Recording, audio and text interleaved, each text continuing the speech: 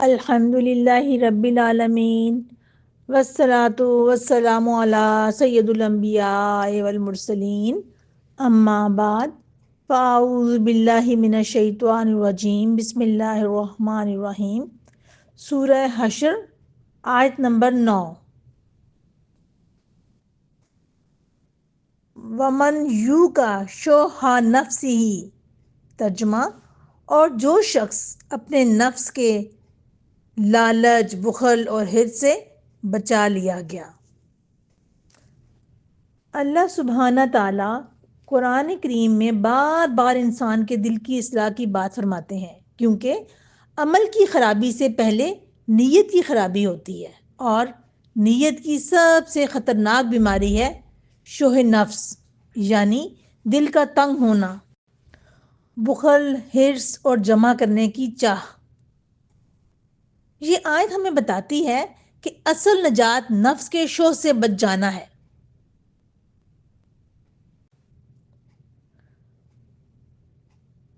اللہ سبحانہ تعالیٰ قرآن مجید میں سورہ نساء کی آیت نمبر 128 میں ارشاد فرماتے ہیں، جس کا ترجمہ ہے نفسوں میں بخل اور حرص کو حاضر کر دیا گیا ہے، یعنی یہ بیماری ہر انسان کے اندر رکھی گئی ہے، فرق صرف یہ ہے کہ کون اس پر قابو پاتا ہے اور کون اس کے قابو میں آ جاتا ہے۔ ہم دیکھتے ہیں کہ شح اور بخل میں فرق کیا ہے۔ بخل کہتے ہیں مال نہ دینا، اور شح کہتے ہیں مال نہ دینا، دوسروں کو دیتا دیکھ کر دل میں جلنا، حق ہوتے ہوئے بھی روک لینا۔ اسی لیے قرآن نے شح کو زیادہ خطرناک بتایا ہے۔ نبی کریم صلی اللہ علیہ وسلم نے صحیح مسلم کی حدیث میں ارشاد فرمایا ہے، شح سے بچو کیونکہ شح نے تم سے پہلے لوگوں کو ہلاک کر دیا۔ کیوں ہلاک کیا؟ ظلم کروایا، قطع رحمی کروائی، خون خرابہ کروایا۔ یہ سب دل کی تنگی سے شروع ہوا۔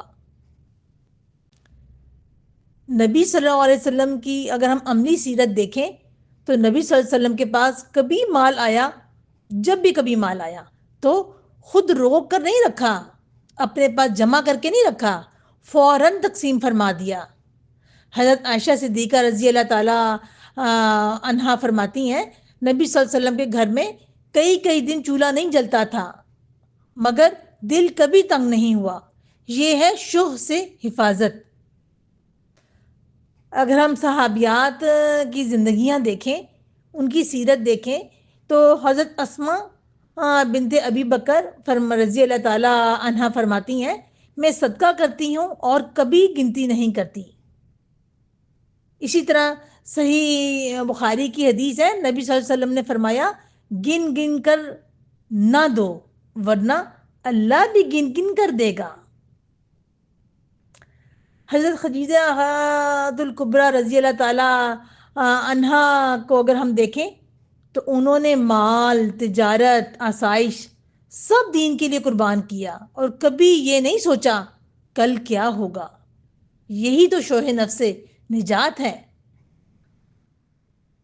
ہم خواتین کے لیے اس میں خاص پیغام ہے۔ عورتوں کے دل میں یہ وسوسے زیادہ آتے ہیں نا، کہ بچوں کا مستقبل، کل کی فکر، کمی کا خوف۔ یہ فکریں اگر اللہ پہ یقین کے بغیر ہوں تو شح میں بدل جاتی ہیں۔ اللہ ہمیں یہ آیت سن کر سکھاتے ہیں، رزق دینے والا تم نہیں، اللہ ہے۔ ہمارے لیے اس میں عملی اصول نکلتا ہے کہ تھوڑا مگر مستقل صدقہ، دل میں تنگی آئے تو فوراً دعا، بچوں کو بانٹنا سکھائیں، کسی کی خوشی دے کر دعا دیں، یہ دعا مانگیں، اللہم قنی شح نفسی، کہ اے اللہ مجھے میرے نفس کے شوہ سے بچا لے، اے اللہ مجھے میرے دل کے لالچ، بخل اور تنگ دلی سے بچا لے۔ یہ آیت ہمیں سکھاتی ہے کہ کامیابی مال میں نہیں، کامیابی دل کی صفائی میں ہے۔ جس کا دل صاف وہ اللہ کے زیادہ قریب، اور جسے اللہ شوہ نفس سے بچا لے وہی اصل کامیاب ہے۔